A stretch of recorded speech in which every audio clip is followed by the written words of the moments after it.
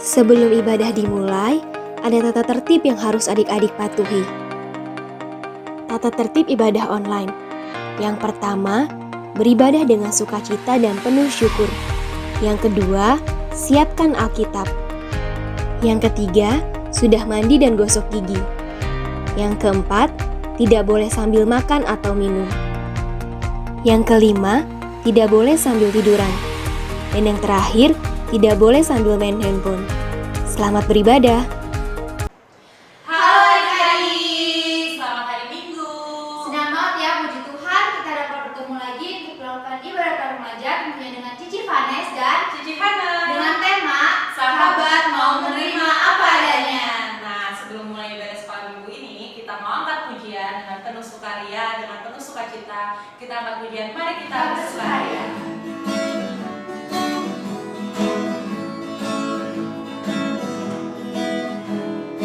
Mari kita bersukaria, karena ini hari bahagia. Kita berkumpul jadi satu. Puji Tuhan semesta itu. Tepuk tangan wajah berseri. Hilangkanlah hati yang sedih. Bukankah Yesus berkata damai yang Dia berikan kita. Mari kita bersukaria. Selamat pujian sekali lagi. Mari kita bersukaria, karena ini hari bahagia. Kita berkumpul jadi satu. Puji Tuhan semesta itu. Tepuk tangan wajah berseri. Hilangkanlah hati yang sedih. Bukankah Yesus berkata damai yang Dia berikan kita. Mari kita bersukaria.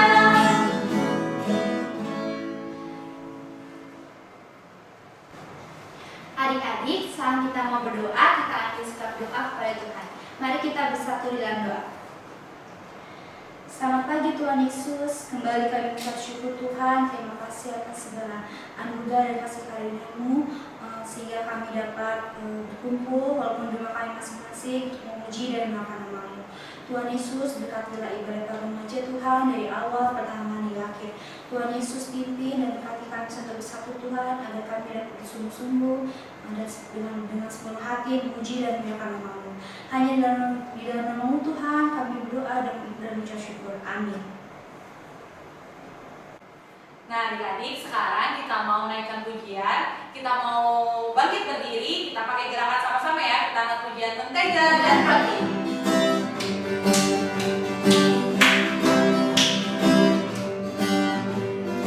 Kau temanku, ku temanku, kita selalu bersama. Seperti mentega dengan roti. Kau temanku, ku temanku, kita selalu bersama.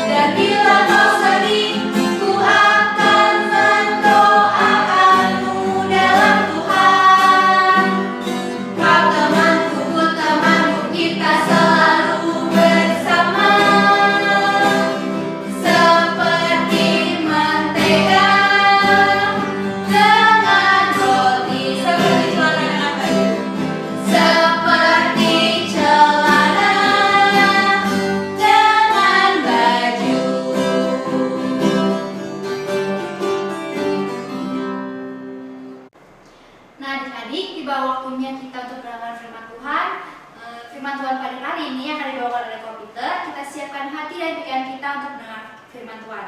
Sebelum itu kita mau angkat pujian Bapa Surgawi.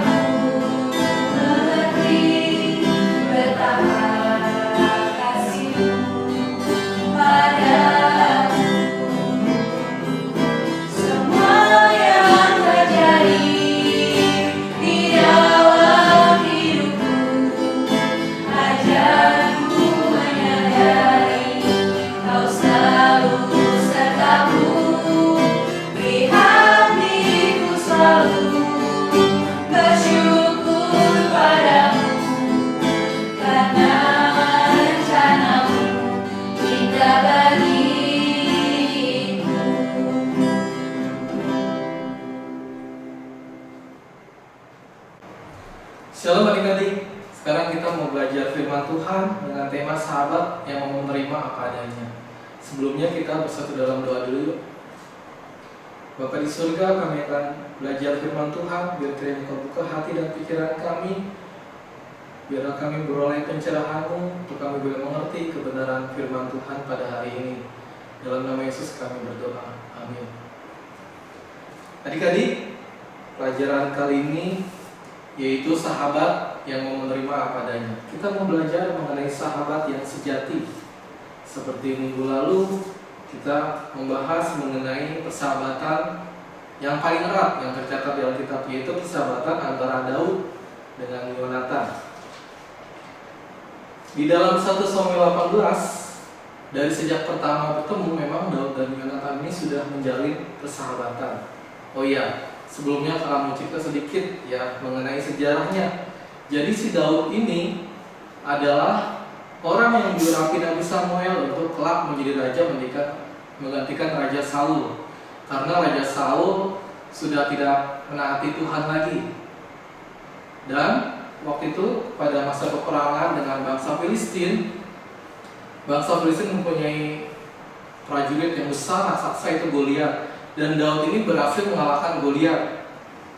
Si Raja Saulnya ini penasaran dengan si Daud ini yang masih kecil ya. Dia masih muda belia, masih remaja. Siapakah dia? Ternyata dia adalah Daud anak Isai. Lalu Daud ini diajak ke istananya Raja Saul. Dan di istana inilah Daud dengan Yonatan anak Raja Saul bertemu. Dan mereka seperti di ayat 1 kakak bacakan, berpadulah jiwa Yonatan dengan jiwa Daud, dan Yonatan mengasihi dia seperti jiwanya sendiri. Jadi Yonatan dan Daud mereka berteman dan bersahabat sejak saat itu. Ya. Lanjut, si Daud mulai menjadi panglima perang dan si Saul memberikan kepercayaan pada Daud untuk berperang. Dan setiap peperangan itu selalu dimenangkan oleh Daud karena Tuhan menyertai Daud. Lama-lama Raja Saul menjadi takut tergeser posisinya karena dia merasa orang nomor satu di Israel, raja yang paling hebat. Ternyata ada lagi yang lebih hebat, yaitu Daud. Ya. Dan Raja Saul mencoba mengirimkan Daud untuk memimpin pasukan yang di depan. Biasanya adik-adik pasukan yang berada di garis depan peperangan itu pasti mati, jadi korban. Tapi apa yang terjadi? Si Daudnya justru malah menang. Pulang perang, rakyat menyambut bersorak-sorai karena Daud ini hebat. Ya. Nah, timbullah rasa iri Raja Saul dan Raja Saul mulai membenci Daud. Daud ini dia pandai bermain musik, ada tuh musik kecapi. Dan Daud ini bermain musiknya itu memuji Tuhan, dia bisa menghibur hati Raja Saul yang sedang kesal, ya, supaya menjadi tenang. Seperti itu. Jadi si Daud tinggal di istana dan dia selain berperang dia juga bermain musik untuk menghibur Raja Saul.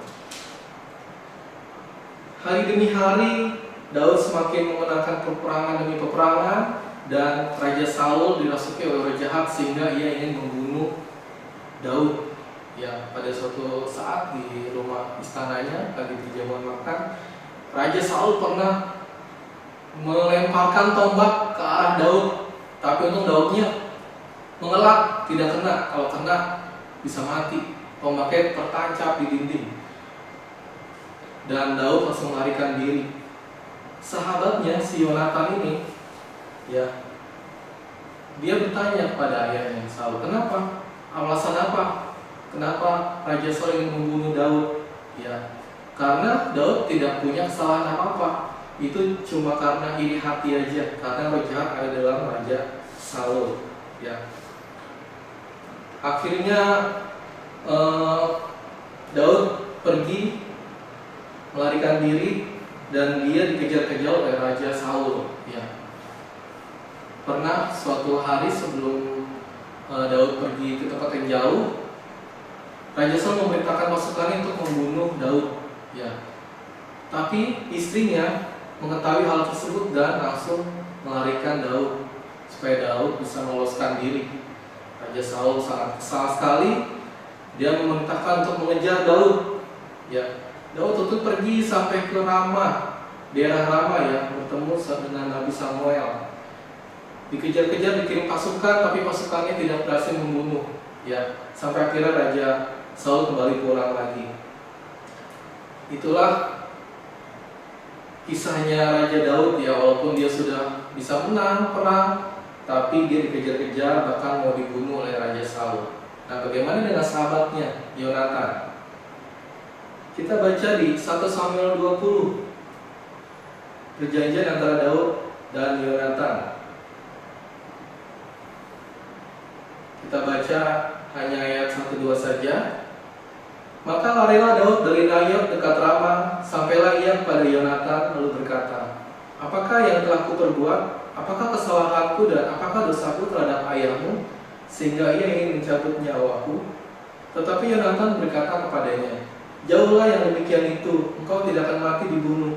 Ingatlah, ayahku tidak berbuat sesuatu, baik perkara besar maupun perkara kecil, dengan tidak menyatakannya kepadaku. Mengapa ayahku harus menyembunyikan perkara ini kepadaku? Tidak mungkin. Ya, selanjutnya kakak ceritakan saja. Jadi si Daudnya ini ingin balik lagi, tapi dia ingin minta pendapat Yonatan. Bagaimana sikap ayahnya Raja Saul? Apakah masih ingin membunuh dia atau enggak? Ya. Lalu mereka bikin suatu tanda, ya.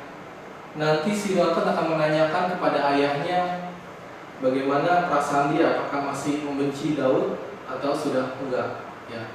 Nah, pada hari bulan baru itu seperti tradisi pada waktu itu mereka biasanya berkumpul makan bersama-sama dan Daud sudah disediakan juga bangkunya, dia harus menghadiri juga. Tapi Daud bilang kepada Yonatan, Yonatan, titip pesan saja, aku tidak bisa menghadiri perjamuan tersebut. Aku pergi untuk acara tahunan dengan keluargaku. Nanti kalau misalnya Raja Saul marah, berarti itu tanda bahwa dia masih membenci aku, mau membunuh aku. Tapi kalau Raja Saulnya dia marah, berarti aku akan aman.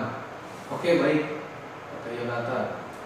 Lalu perjamuan itu duduk, Raja Saul dengan Yonatan anaknya di sebelahnya, dan juga beberapa orang pegawainya, dan bangkunya Daud kosong ya.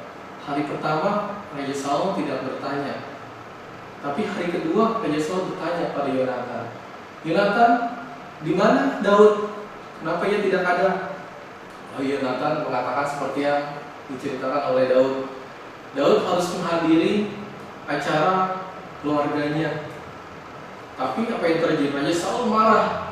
Kamu anak kurang ajar, kamu sudah tahu ya.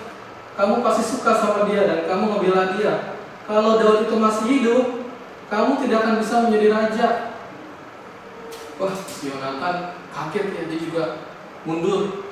Sampai si Raja Saulnya ini sangat marah dan dia mau melemparkan tombak juga kepada Yonatan. Yonatan langsung mengelak dan dia lari. Belum sempat makan ya, dengan perasaan yang marah Yonatan karena sahabatnya Daud itu akan dibunuh oleh Raja Saul ya. Kenapa Raja Saul begitu? Karena sudah diliputi oleh roh jahat ya. Akhirnya Yonatan pergi ke padang ya.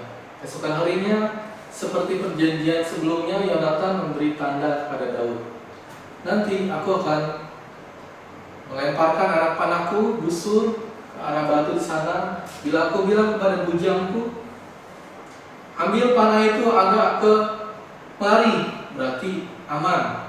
Tapi kalau aku bilang teriak, ambil anak panahku agak ke sana, berarti ayahku Raja Saul akan membunuh kau, berarti bahaya. Ya, seperti perjanjian tersebut. Dan benar ya, Yonatan melemparkan busurnya dan bilang kepada bujangnya yang mengambil anak busurnya itu, ambil anak panah itu agak ke sana. Si bujangnya itu mengambil busurnya, tapi dia tidak mengerti, hanya Yonatan dan Daud saja yang mengerti. Lalu bujang itu disuruh pulang ke kotanya, dan Yonatan datang menghampiri Daud. Wah, si Daud langsung sujud, langsung dia menangis berpelukan dengan Yonatan karena ayahnya masih mau untuk membunuh dia. Berarti si Daud harus melarikan diri, pergi sejauh mungkin dari negeri itu. Ya, mereka berpeluk-pelukan, mereka menangis, ya, dan mereka sebagai sahabat mereka harus berpisah ya. Yonatan ingin supaya Daud berjanji untuk mengasihi, menjaga keturunan daripada Yonatan. Maksudnya Yonatan tahu bahwa Tuhan menyertai Daud dan keturunannya, dan bahwa Yonatan tahu ayahnya itu sudah tidak berkenan bagi Tuhan, dan Yonatan hanya meminta pada Daud untuk menjaga keturunannya, untuk mengasihi anak-anaknya kelak ya. Dan mereka akhirnya berpisah ya. Daud mengembara melarikan diri dan pada waktu itu pada masa perang ya. Jadi Raja Saul dan Yonatan berperang terus ya, sampai pada akhirnya pada peperangan terakhir Raja Saul berperang melawan Filistin dan semua anak-anaknya mati, termasuk Yonatan mati, dan Raja Saul pun akhirnya mati ya. Apa yang terjadi kepada Daud? Daud begitu mengetahui berita kematian daripada Raja Saul, dia bersedih, dia meratap. Dia walaupun Raja Saul itu ingin membunuh dia tetap menghargai orang yang pernah diurapi Tuhan. Ya. Daud pun meratap dengan kematian Raja Saul dan Yonatan. Di dalam 2 Samuel 26, kakak bacakan.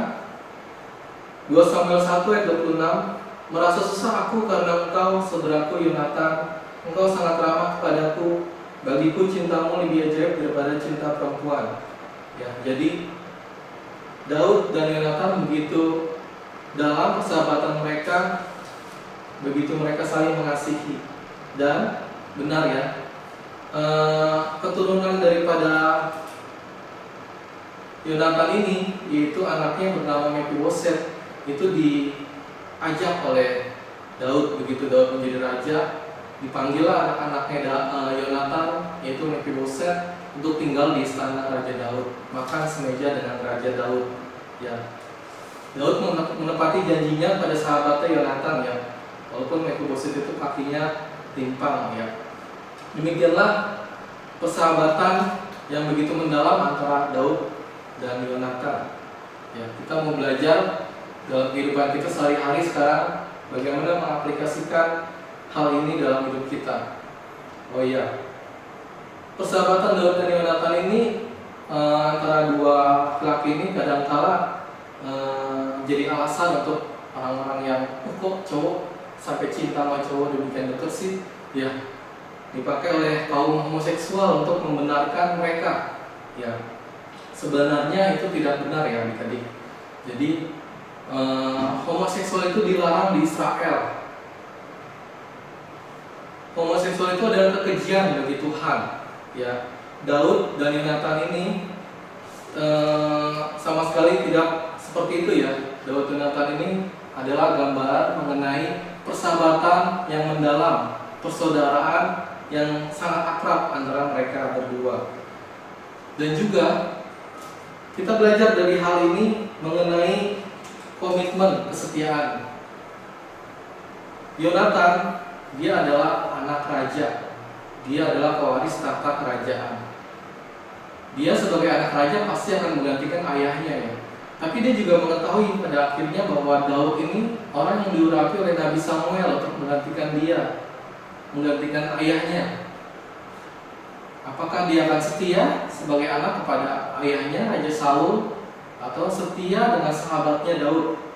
Tentu dalam kehidupan kita juga sering menghadapi konflik-konflik. Kita harus memilih, ya. Tapi kakak percaya Yonatan ini memiliki hubungan dengan Tuhan, dan dasar dari komitmennya adalah hubungan yang intim dengan Tuhan. Jadi dia bisa tahu, bisa membedakan komitmen yang terbesarnya adalah setia pada Tuhan, ya, dan setia pada kebenaran firman Tuhan. Dia tahu ayahnya Saul itu sudah tidak baik, sudah tidak benar di hadapan Tuhan.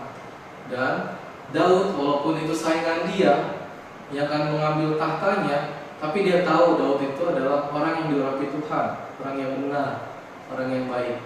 Maka pilihan-pilihan dalam hidup Yonatan menjadi mudah, menjadi terbuka. Dia bisa melihat dengan perspektif yang dari kebenaran firman Tuhan. Demikian juga kita dalam kehidupan kita sehari-hari, dalam kita memilih teman, dalam kita berhubungan, dalam kita berkomitmen untuk setia, kita harus berdasarkan dengan komitmen kita pada Tuhan dulu, kesetiaan kita pada Tuhan dulu. Maka kita bisa mengambil pilihan-pilihan yang benar, yang baik dalam kita setia pada orang dalam hidup kita. Dari pelajaran ini kita juga belajar bahwa Yonatan dan Daud, mereka saling mengasihi seperti perintah Tuhan Yesus, ya, kasihilah sesama manusia seperti dirimu sendiri. Begitupun dengan Yonatan dan Daud, mereka bersahabat dan mereka mengasihi sahabatnya seperti mengasihi dirinya sendiri. Dan mereka berjanji tidak ada apapun yang bisa menghalangi persahabatan mereka. Dan mereka bersahabat sampai pada akhirnya. Kita juga belajar bahwa Yonatan komitmen terbesarnya adalah kepada Tuhan. Kita juga harus punya komitmen yang terbesar adalah kepada Tuhan, lalu baru komitmen yang lainnya kepada sahabat-sahabat kita. Jadi kita bisa mengetahui komitmen yang benar yang berdasarkan firman Tuhan. Demikian, kita juga mau menjadi sahabat yang bisa menerima orang lain, sahabat kita apa adanya mereka. Kita bisa mengasihi mereka, kita bisa membawa mereka ke dalam Tuhan. Adik-adik, firman Tuhan dari kakak sampai di sini, kiranya kalian boleh belajar terus firman Tuhan, boleh punya hubungan dengan Tuhan, dan kalian boleh bisa melakukan kebenaran firman Tuhan dalam kehidupan kita masing-masing. Mari kita tutup firman Tuhan ini dengan berdoa. Bapa kami di surga, terima kasih untuk firman Tuhan telah kami dengar. Ajari kami Tuhan, untuk kami mempunyai hubungan dengan Engkau Tuhan, untuk kami mempunyai komitmen dengan Engkau. Kami boleh mengetahui kebenaran firman Tuhan. dan kami juga boleh menjadi sahabat yang baik, yang setia, untuk kami boleh mengasihi sahabat kami Tuhan, seperti Daud dan Yonatan yang mereka bersahabat begitu dalam, begitu akrab, begitu setianya sampai akhir hidup mereka Tuhan. Biar kiranya kami boleh juga menjadi sahabat yang baik, kami boleh menjadi anak-anak Tuhan yang mengasihi sesama kami manusia seperti kami mengasihi diri kami sendiri. Terima kasih Tuhan, di dalam nama Yesus kami berdoa. Amin.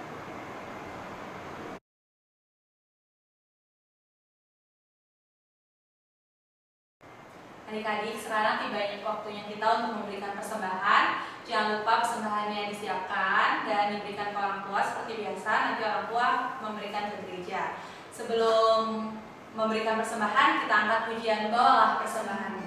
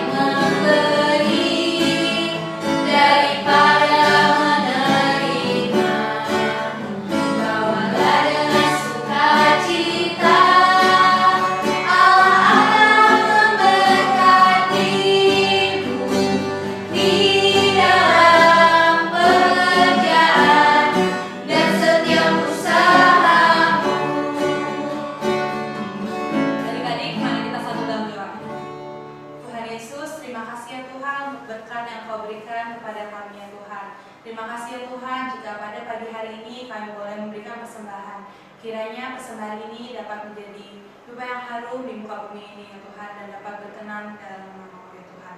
Terima kasih ya Tuhan, dalam nama Tuhan Yesus kami sudah berdoa. Amin.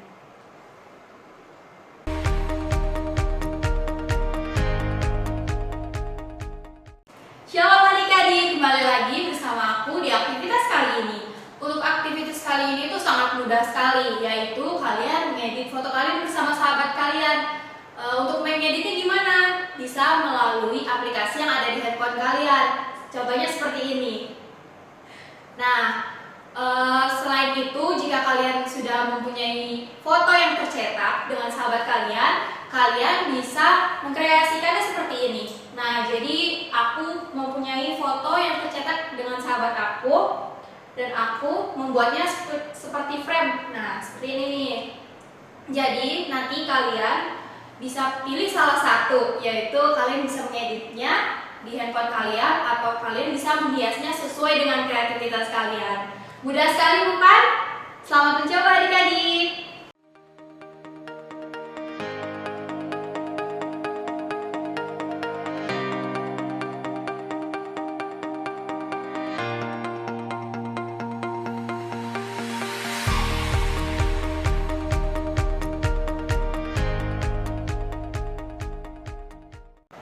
Nah adik-adik, kita sudah mau mengakhiri ibadah sekolah minggu kita. Kita sudah banyak belajar tentang sahabat yang mau menerima apa adanya dari persahabatan Yonatan dan Daud. Nah benar banget Ci, untuk mengakhiri ibadah kita pada pagi hari ini, kita mau angkat pujian di bawah kepala saya.